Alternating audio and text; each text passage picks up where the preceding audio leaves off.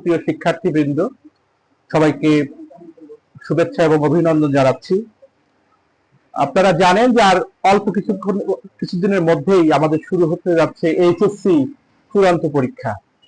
এই পরীক্ষা আমাদের জীবনের জন্য খুবই গুরুত্বপূর্ণ একটি পার্ট, কারণ এসএসসি পরীক্ষা রেজাল্ট উচ্চশিক্ষার একটি প্রধান সিঁড়ি হিসাবে কাজ করবে।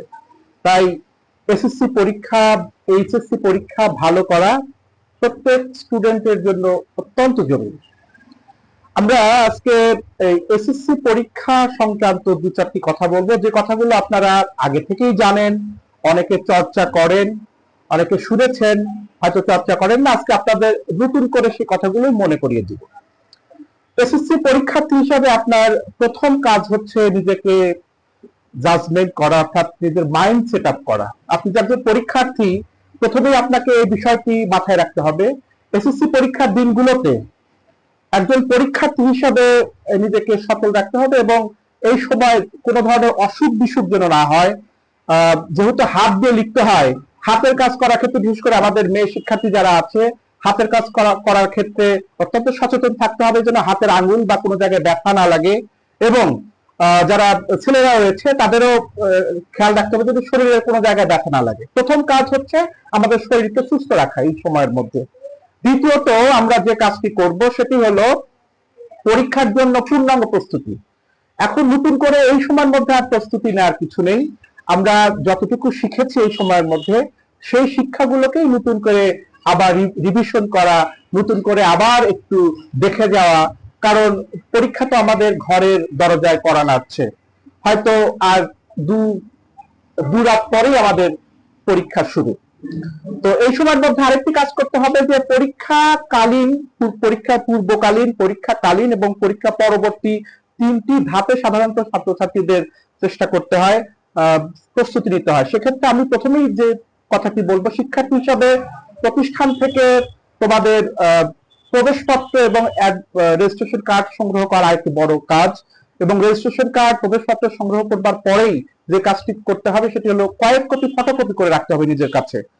কোনো কারণে যদি কোনো প্রবেশপত্র বা রেজিস্ট্রেশন কার্ড হারিয়ে যায়, তাহলে অন্তত ফটোকপি দিয়ে পরবর্তী কাজ চালানো যেতে পারে। এরপরে আসি আমরা পরীক্ষার আগের রাতে গল্প। আমাদের কাছে মনে হয় যে পরীক্ষার আগের রাতে যদি প্রশ্নটা আমরা পেয়ে যেতাম তাহলে কতই না ভালো হতো। এটি আমাদের কাল্পনিক চিন্তা। আসলে পরীক্ষার আগের রাতে প্রশ্ন পাওয়া কারো পক্ষে সম্ভব না, কিন্তু পরীক্ষার আগের রাতে সুন্দর করে পরবর্তী দিনের পরীক্ষার জন্য প্রস্তুতি নিতে পারলে পরবর্তী পরীক্ষাগুলো অত্যন্ত ভালো করে দেয়া যায়।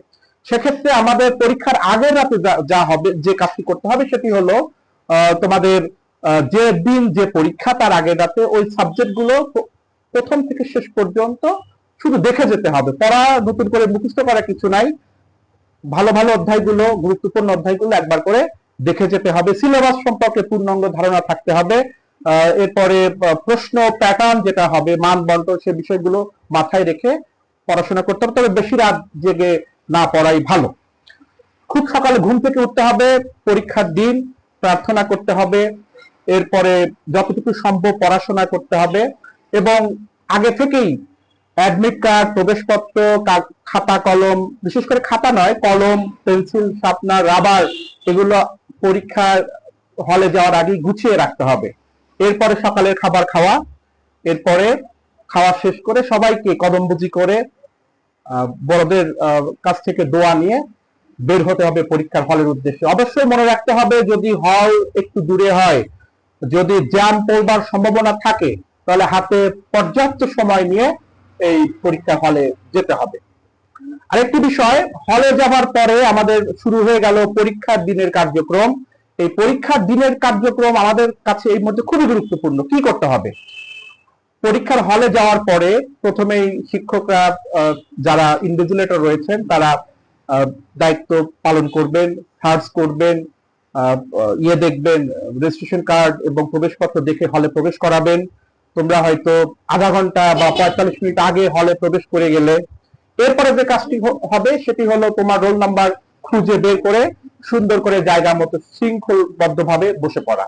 বসে পড়ার পরে দীর্ঘ সময়, আরো আধা ঘন্টা, এর মধ্যে যে কাজটি করতে হবে সেটি হলো যে হলে বসার পরে, পরীক্ষার হলে বসার পরে যদি কোনো কাজ না থাকে তাহলে পরীক্ষার যে বিষয় সেগুলো মনে চিন্তা করা যেতে পারে, অথবা সৃষ্টিকর্তার নাম জপা যেতে পারে। হয়তো 5 মিনিট পরে ইন্ডিভিজুয়াল রুমে আসবেন, তারপরে যে দিনকার যে পরীক্ষা সে সম্পর্কে ইনস্ট্রাকশন দিবেন, এবং প্রথমেই যদি অবজেক্টিভ সাবজেক্টিভ দুটোই থাকে, সাবজেক্টিভ পরীক্ষা প্রথম হবে এবং অবজেক্টিভ পরীক্ষা প্রথম হবে এবং সাবজেক্টিভ পরীক্ষাটি পরে হবে।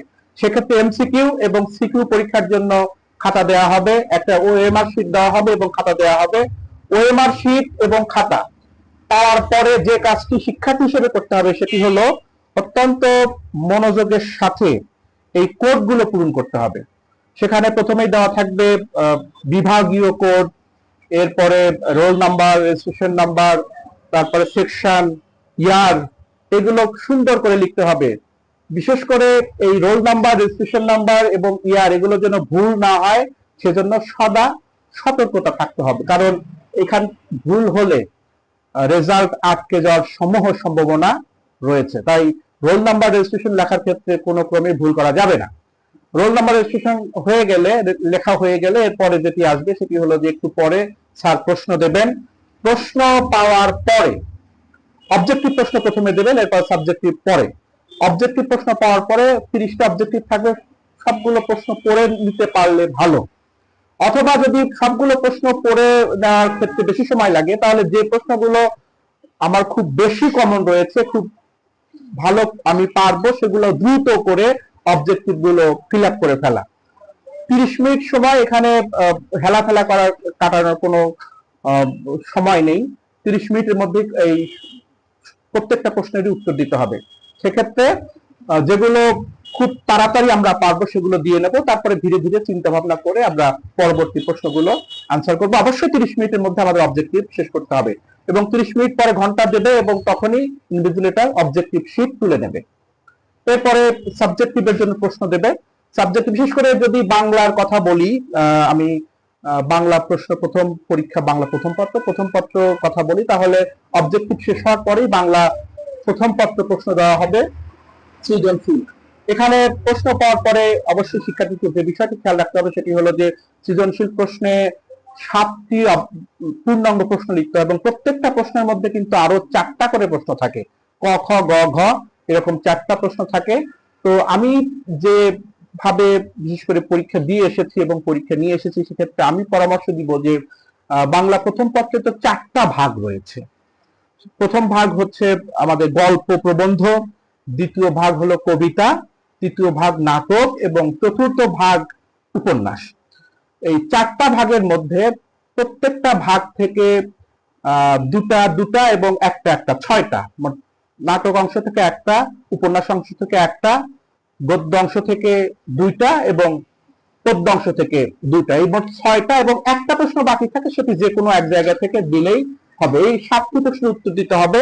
এই 7টি প্রশ্নের মধ্যে যে প্রশ্নটা সবচেয়ে বেশি আয়ত্তে রয়েছে সেটি নাটক থেকে হতে পারে, গল্প থেকে হতে পারে, বা উপন্যাস থেকে হতে পারে, যে অংশ থেকে সবচেয়ে বেশি ভালো হয়েছে সেই অংশ থেকে উত্তর লিখতে হবে। এবং ক নম্বর উত্তর লেখার ক্ষেত্রে এক লাইনও লেখা যায়, আবার একটি শব্দও লেখা যায়। হ্যাঁ, তো আমি মনে করি যে এক লাইনে লেখা, অর্থাৎ একটা বাক্যে ক নম্বর উত্তরটা লেখা অত্যন্ত জরুরি। দ্বিতীয় প্রশ্নটা হলো অনুধাবনের প্রশ্ন। এটি প্রথমে জ্ঞানের অংশ আলাদা করে লিখতে হবে 1 বাক্যে বা 2 বাক্যে, এরপরে অনুধাবনটা 3 থেকে 4টা বা 5টা বাক্যে ব্যাখ্যা করতে হবে। এখানে সময় পাওয়া যাবে সর্বোচ্চ 5 মিনিট, তবে 3 থেকে 4 মিনিটের মধ্যে প্রশ্নটার উত্তর শেষ করতে পারলে ভালো হয়। গ নম্বর প্রশ্নের উত্তর, এটি অনুধাবন প্রয়োগ বলা হয় গ নম্বরকে। এই গ নম্বর প্রশ্নের উত্তর 3টা ধাপ, প্রথমে জ্ঞান, এরপরে অনুধাবন, এরপরে প্রয়োগ। জ্ঞানের অংশটা 1 লাইন 1.5 লাইনের মধ্যে শেষ করতে হবে, অনুধাবনের অংশটা 3 থেকে 4-5 লাইনের মধ্যে শেষ করতে হবে, এবং এটি উদ্দীপকের সাথে প্রশ্নের বা গল্পের, কবিতার যে সংযোগ সেটি ব্যাখ্যা করে দিতে হবে। এরপরে প্রয়োগ অংশটি আমাদের উদ্দীপক, এরপরে তোমার হচ্ছে গল্প, কবিতা, যেখান থেকে প্রশ্ন আসুক না কেন সেই অংশগুলোর সাথে মিল অমিল যে চাওয়া আছে প্রশ্নে সেগুলোকে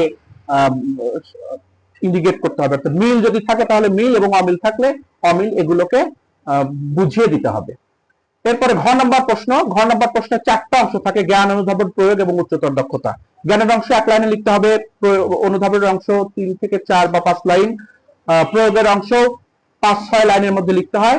এবং উচ্চতর দক্ষতা এক্ষেত্রে নিজের যে ভালো লাগা মন্দ লাগা, অর্থাৎ একটা গল্প বা কবিতা পড়ার পরে সেই গল্প এবং কবিতার সাথে ওই প্রশ্নের যে সংযোগ, সেই বিষয়গুলোকে মাথায় রেখে ঘ নাম্বারের উচ্চতর দক্ষতার অংশটুকু উত্তর করতে হয়।